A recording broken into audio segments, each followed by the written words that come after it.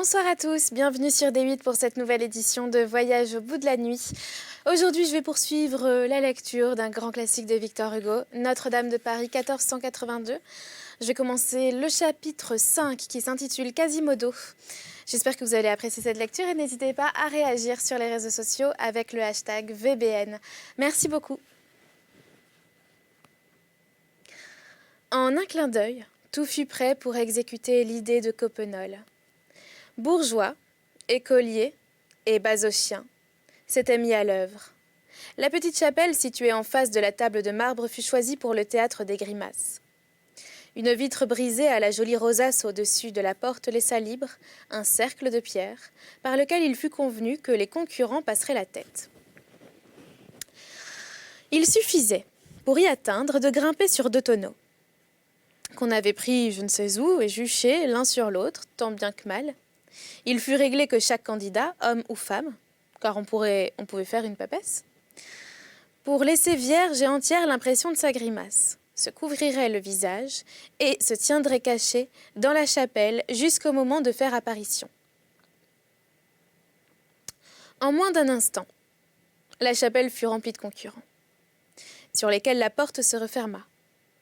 Coppenole, de sa place, ordonnait tout, dirigeait tout, arrangeait tout. Pendant le brouhaha, le cardinal, non moins décontenancé que Gringoire, s'était, sous un prétexte d'affaires et de vêpres, retiré avec toute sa suite, sans que cette foule, que son arrivée avait remuée si vivement, se fût le moindre ému à son départ. Guillaume Rym fut le seul qui remarqua la déroute de son éminence. L'attention populaire, comme le soleil, poursuivait sa révolution. Parti d'un bout de la salle, après s'être arrêtée quelque temps au milieu, elle était maintenant à l'autre bout. La table de marbre, l'estrade de brocart avaient eu leur moment. C'était le tour de la chapelle de Louis XI. Le champ était désormais libre à toute folie. Il n'y avait plus que des flamands et de la canaille. Les grimaces commencèrent.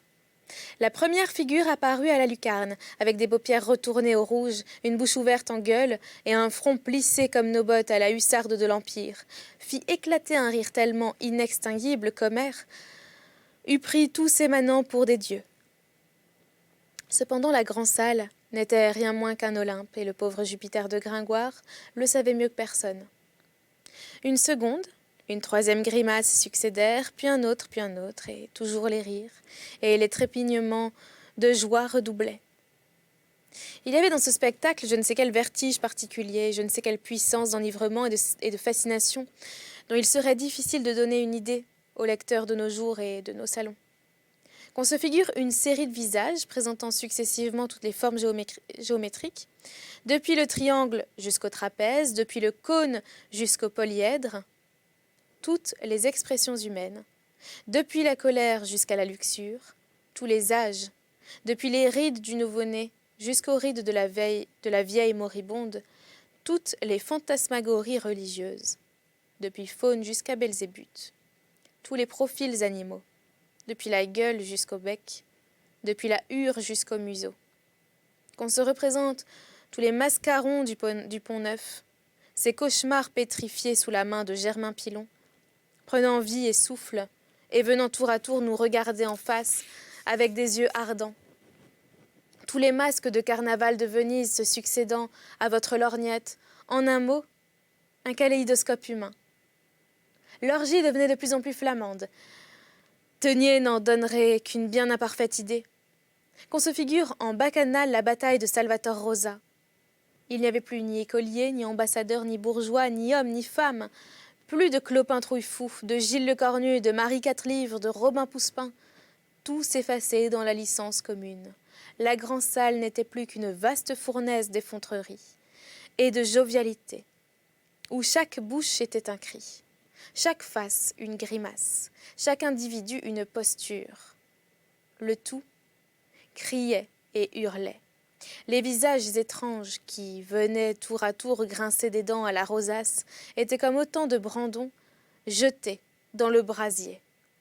Et de toute cette foule effervescente s'échappait, comme la vapeur de la fournaise, une rumeur aigre, aiguë, acérée, sifflante comme les ailes d'un moucheron. Ohé, malédiction! Vois donc cette figure. Elle ne vaut rien. À une autre. Guillemette Maugerepuis. Regarde donc ce mufle de taureau. Il ne lui manque que les cornes. Ce n'est pas ton mari? Une autre. Ventre du pape, qu'est-ce que c'est que cette grimace-là? Oh là hé, c'est tricher. On ne doit montrer que son visage. Cette damnée Perrette Calbotte, elle est capable de cela. Noël, Noël! J'étouffe. En voilà un dont les oreilles ne peuvent passer. Etc., etc. Il faut rendre pourtant justice à notre ami Jehan. Au milieu de ce sabbat, on le distinguait encore en haut de son pilier, comme un mousse dans le hunier. Il se démenait avec une incroyable furie, sa bouche était toute grande ouverte, et il s'en échappait un cri que l'on n'entendait pas. Non qu'il fût couvert par la clameur générale, si intense qu'elle fût, mais parce qu'il atteignait sans doute la limite de son aigu, perceptible, les 12 000 vibrations de Sauveur et les 8 000 de Biot. Quant à Gringoire, son premier mouvement, d'abattement passé, il avait repris contenance. Il s'était roidi contre l'adversité. Continuez, avait-il dit pour la 3e fois à ses comédiens. Machine parlante. Puis se promenant à grands pas devant la table de marbre, il lui prenait des fantaisies d'aller apparaître à son tour à la lucarne de la chapelle, ne fût-ce que pour avoir le plaisir de faire la grimace à ce peuple ingrat. Mais non, ça ne serait pas digne de nous. Pas de vengeance. Luttons jusqu'à la fin, se répétait-il. Le pouvoir de la poésie est grand sur le peuple. Je les ramènerai. Nous verrons qui l'emportera, des grimaces ou des belles lettres. Hélas, il était resté le seul spectateur de sa pièce. C'est bien pis que tout à l'heure. Il ne voyait plus que des dos. Je me trompe. Le gros homme patient, qu'il avait déjà consulté dans un moment critique, était resté tourné vers le théâtre. Quant à Gisquette et Aliénarde, elles avaient déserté depuis longtemps. Gringoire fut touché au fond du cœur de la fidélité de son unique spectateur. Il s'approcha de lui et lui adressa la parole en lui secouant légèrement le bras, car le brave homme s'était appuyé à la balustrade et dormait un peu. « Monsieur, dit Gringoire, je vous remercie. »« Monsieur, répondit le gros homme avec un bâillement. De quoi? Je vois ce qui vous ennuie, reprit le poète. C'est tout ce bruit qui vous empêche d'entendre à votre aise, mais soyez tranquille, votre nom passera à la postérité. Votre nom, s'il vous plaît? Renaud Château, garde du sel de Châtelet, de Paris, pour vous servir. Monsieur, vous êtes ici le seul représentant des muses, dit Gringoire. Vous êtes trop honnête, monsieur, répondit le garde du sel du Châtelet. Vous êtes le seul, reprit Gringoire, qui ayez convenablement écouté la pièce. Comment la trouvez-vous? Répondit le gros magistrat à demi réveillé. Assez gaillarde, en effet. Il fallut que Gringoire se contentât de cet éloge, car un tonnerre d'applaudissements mêlé à une prodigieuse acclamation vint couper court à leur conversation. Le pape des fous était élu. « Noël, Noël, Noël !» criait le peuple de toutes parts. C'était une merveilleuse grimace, en effet, que celle qui rayonnait en ce moment au trou de la rosace, après toutes les figures pentagones, hexagones et hétéroclites qui s'étaient succédé à cette lucarne sans réaliser cet idéal du grotesque qui s'était construit dans les imaginations exaltées par l'orgie. Il ne fallait rien moins pour enlever les suffrages que la grimace sublime qui venait d'éblouir l'assemblée. Maître Coppenole lui-même applaudit.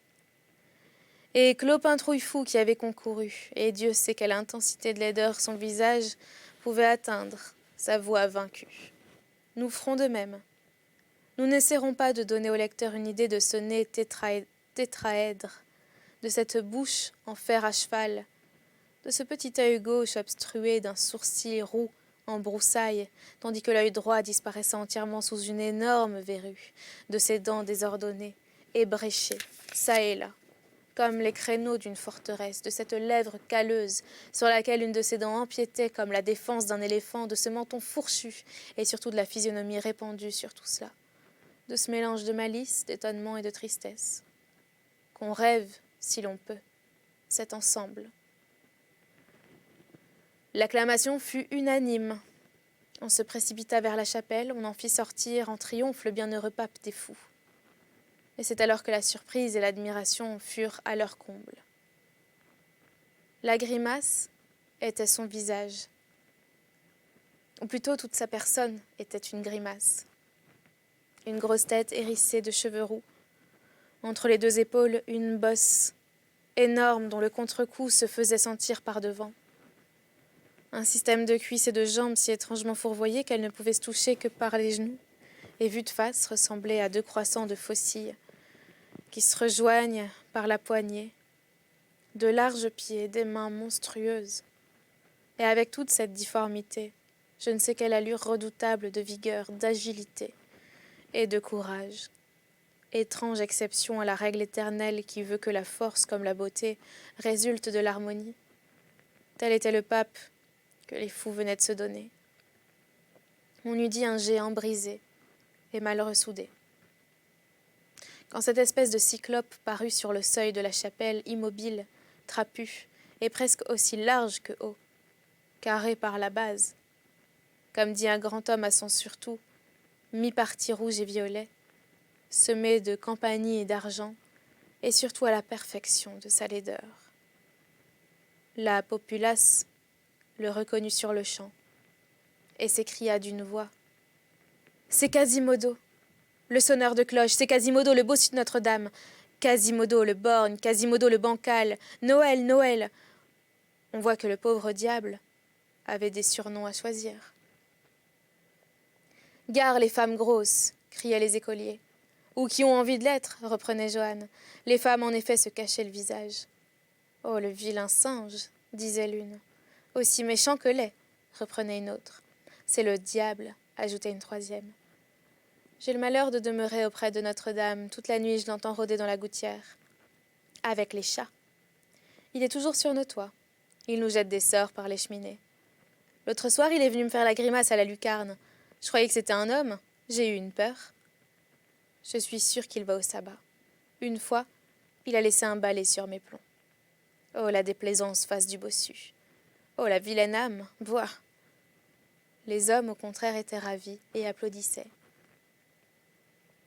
Quasimodo, objet du tumulte, se tenait toujours sur la porte de la chapelle, debout, sombre et grave, se laissant admirer. Un écolier, Robin Poussepain, je crois, vint lui rire sous le nez, et trop près. Quasimodo se contenta de le prendre par la ceinture et de le jeter à 10 pas à travers la foule, le tout sans dire un mot. Maître Coppenole, émerveillé, s'approcha de lui. « Croix Dieu, Saint-Père, tu as bien la plus belle laideur que j'ai vue de ma vie. Tu mériterais la papauté à Rome comme à Paris. » En parlant ainsi, il lui mettait la main gaiement sur l'épaule. Quasimodo ne bougea pas. Coppenole poursuivit. « Tu es un drôle avec qui j'ai démangeaison de ripailler. Dût-il m'en coûter un douzain neuf de 12 tournois? Que t'en semble ?» Quasimodo ne répondit pas. « Croix Dieu, dit le chaussetier, est-ce que tu es sourd ?» Il était sourd, en effet. Cependant, il commençait à s'impatienter des façons de Coppenole et se tourna tout à coup vers lui avec un grincement de dents si formidable que le géant flamand recula, comme un bulldog devant un chat. Alors il se fit autour de l'étrange personnage un cercle de terreur et de respect, qui avait au moins 15 pas, géométriques de rayon. Une vieille femme expliqua à maître Coppenole que Quasimodo était sourd. « Sourd ?» dit le chaussetier avec son gros rire flamand. « Croix Dieu, c'est un pape accompli. »« Eh, je le reconnais !» s'écria Jehan, qui était enfin descendu de son chapiteau pour voir Quasimodo de plus près. « C'est le sonneur de cloche de mon frère l'archidiacre. Bonjour Quasimodo. »« Diable d'homme, » dit Robin Poussepain, encore tout contus de sa chute. « Il paraît, c'est un bossu. Il marche, c'est un bancal. Il vous regarde, c'est un borgne. Vous lui parlez, c'est un sourd. Ah ça, que fait-il de sa langue, ce Polyphème ? » « Il parle quand il veut, dit la vieille. Il est devenu sourd à sonner les cloches. Il n'est pas muet. »« Cela lui manque, observa Jehan. Et il a un œil de trop, ajoute un Robin Poussepain. »« Non pas, dit judicieusement Jehan. Un borgne est bien plus incomplet qu'un aveugle. Il sait ce qui lui manque. » Cependant, tous les mendiants, tous les laquais, tous les coupe-bourses, réunis aux écoliers, avait été chercher processionnellement, dans l'armoire de la basoche, la tiare de carton et la simarre dérisoire du pape des fous. Quasimodo s'en laissa revêtir sans sourciller, avec une sorte de docilité orgueilleuse. Puis on le fit asseoir sur un brancard bariolé. 12 officiers de la confrérie des fous l'enlevèrent sur leurs épaules.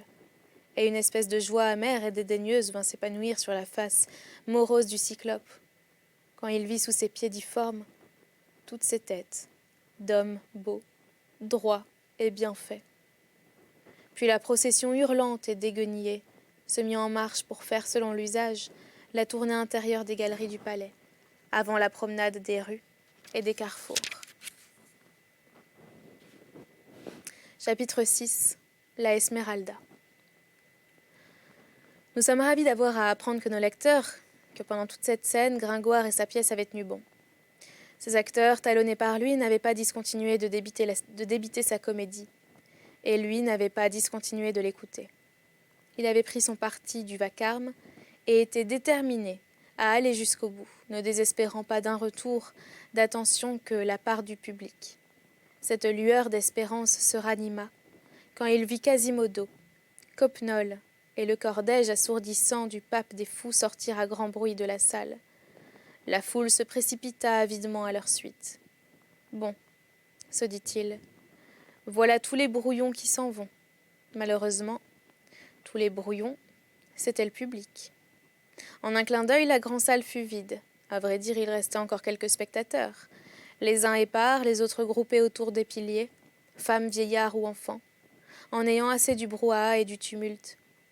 Quelques écoliers étaient demeurés à cheval sur l'entablement des fenêtres et regardaient dans la place. « Eh bien, pensa Gringoire, en voilà encore autant qu'il en faut pour entendre la fin de mon mystère. Ils sont peu, mais c'est un public d'élite, un public lettré. » Au bout d'un instant, une symphonie, qui devait produire le plus grand effet à l'arrivée de la Sainte Vierge, manqua. Gringoire s'aperçut que sa musique avait été emmenée par la procession du pape des fous. « Passez outre, dit-il stoïquement. Il s'approcha d'un groupe de bourgeois qui lui fit l'effet de s'entretenir de sa pièce. Voici le lambeau de conversation qu'il saisit. Vous savez, maître Chento, l'hôtel de Navarre qui était à Monsieur de Nemours. Oui, vis-à-vis la chapelle de Braque. Eh bien, le fisc vient de le louer à Guillaume Alexandre, historieur, pour 6 livres 8 sols parisis par an. Comme les loyers renchérissent. Allons, se dit Gringoire en soupirant. Les autres écoutent. Camarade, cria tout d'un coup un de ces jeunes drôles décroisés, la Esmeralda dans la place. Ce mot produisit un effet magique. Tout ce qui restait dans la salle se précipita aux fenêtres, grimpant aux murailles pour voir et répétant la Esmeralda. En même temps, on entendait au dehors un grand bruit d'applaudissements. Qu'est-ce que cela veut dire, la Esmeralda ? Dit Gringoire en joignant les mains avec désolation. Ah, mon Dieu, il paraît que c'est le tour des fenêtres maintenant. Il se retourna vers la table de marbre et vit que la représentation était interrompue. C'était précisément l'instant où Jupiter devait paraître avec sa foudre.